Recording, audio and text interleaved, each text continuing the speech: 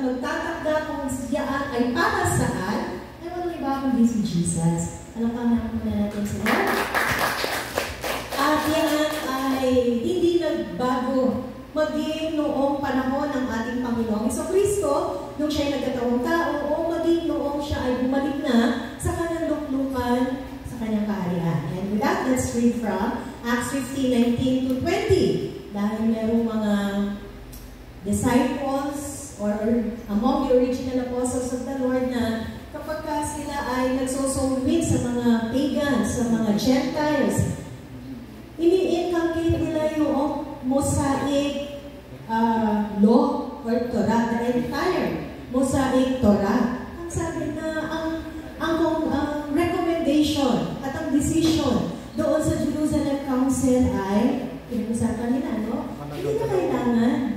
Amen? Except for, let's read, Acts 15:19 to 20, therefore I judge that we should not trouble those from among the Gentiles who are turning to God.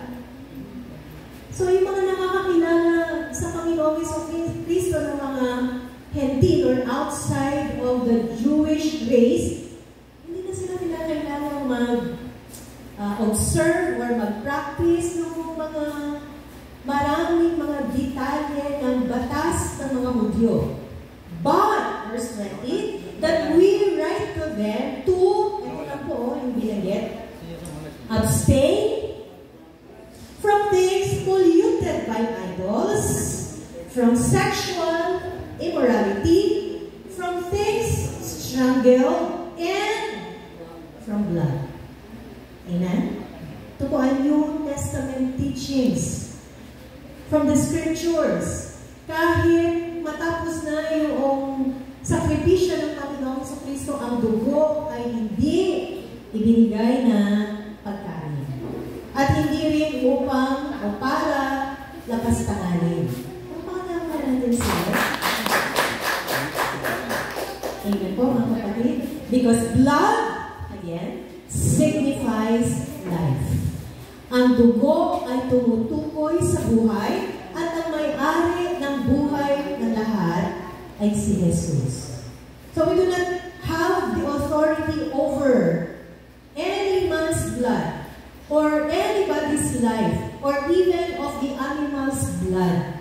Para yan ay kainin o para yan ay pawalan ng kakundangan. Second, blood seals covenants.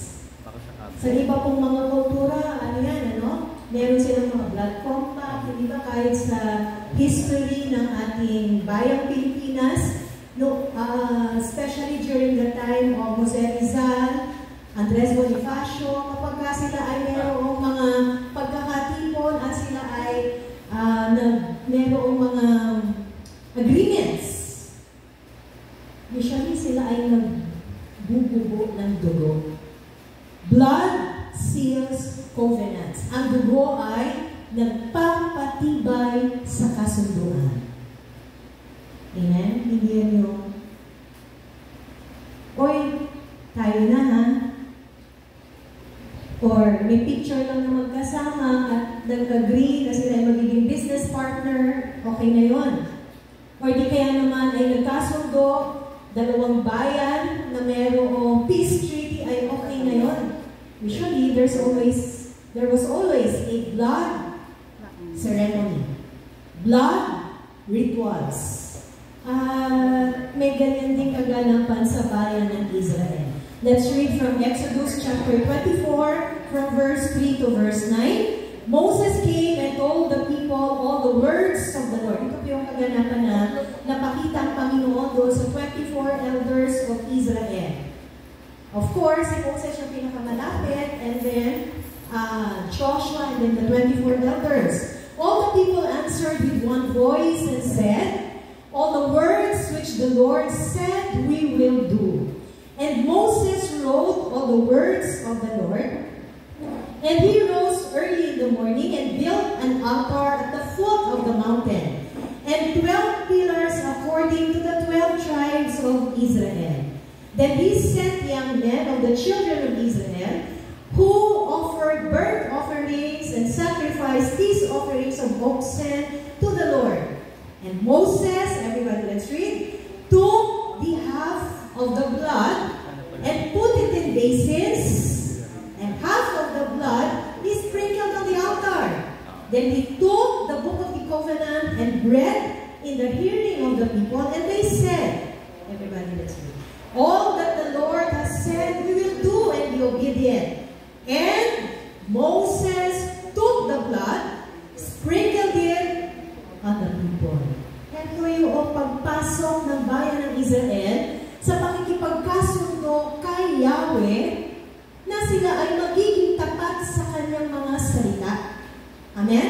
So, hindi lang yung banal na dako o kabanal-banal na dako o yung dambana ng Panginoon ang winisikan ng dugo ng kordero na walang kapintasan, kundi maging ang mga tao. Amen? Hindi lamang yung parts of the temple or objects of the temple or the altar, but even the people were sprinkled by the blood of that animal sacrifice. Kahit